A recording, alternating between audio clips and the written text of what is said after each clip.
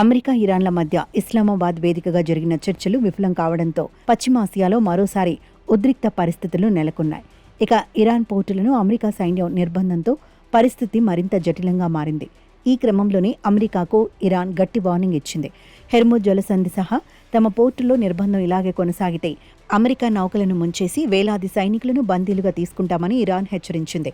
America గనుక హెర్ముజ్ జలసంధి ప్రాంతంలో తన సైనిక బలాన్ని ప్రదర్శించాలని చూస్తే తమ మొదటి క్షిపణి దాడికి అమెరికా నౌకలు సముద్ర గర్భంలో కలిసిపోతాయని ఇరాన్ సుప్రీం లీడర్ ముస్తాబా సైనిక సలహాదారుడు మెహ్సేన్ రెజాయ్ వార్నింగ్ ఇచ్చారు. అమెరికా అధ్యక్షుడు డొనాల్డ్ ట్రంప్ హెర్ముజ్ జలసంధికి రక్షక భటుడిగా మారాలని ప్రయత్నిస్తున్నారని, ఇది ఒక శక్తివంతమైన సైన్యం చేయాల్సిన పని కాదని ఎద్దేవా చేశారు. హెర్ముజ్ తమ అదుపులోనే ఉందని, ఇక్కడ అమెరికా తన ఆధిపత్యాన్ని చాటాలని చూస్తే భారీ మూల్యం చెల్లించుకోక తప్పదని హెచ్చరించారు. ఇరాన్ క్షిపణులు అత్యంత ఖచ్చితత్వంతో లక్ష్యాలను ఛేదించగలవని, తమ తొలి దాడితోనే మీ భారీ నౌకలు ధ్వంసం అవుతాయని ట్రంప్కు వార్నింగ్ ఇచ్చారు. హెర్ముజ్ జలసంధి వద్ద మోహరించిన అమెరికా బలగాల ప్రాణాలకు గ్యారంటీ ఉండదని రెజాయి తేల్చి చెప్పారు. మరోవైపు ఇరాన్పై అమెరికా భూతల దాడులకు సిద్ధమవుతోందన్న వార్తలపై కూడా ఆయన ఘాటుగా స్పందించారు.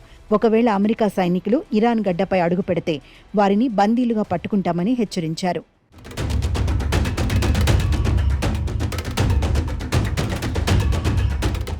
ఒకవేళ అమెరికా భూతల దాడికి వస్తే మీ సైనికులు మా చేతికి చిక్కుతారని వార్నింగ్ ఇచ్చారు.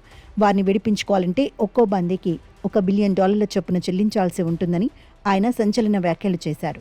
మరోవైపు ప్రస్తుతం అమెరికా, ఇరాన్ మధ్య అమల్లో ఉన్న తాత్కాలిక కాల్పుల విరమణ ఒప్పందాన్ని తాను వ్యక్తిగతంగా వ్యతిరేకిస్తున్నట్లు రెజాయ్ వెల్లడించారు. అమెరికా వైఖరి వల్ల శాంతి చర్చలు ఫలించే అవకాశం లేదని ఆయన అభిప్రాయపడ్డారు. కాగా రష్యా, ఇరాన్ చమురుపై మరోసారి అమెరికా ఆంక్షలు విధించింది. మార్చిలోనే 2 దేశాల చమురుపై తాత్కాలికంగా 30 రోజుల పాటు ఆంక్షలను అమెరికా సడలించింది.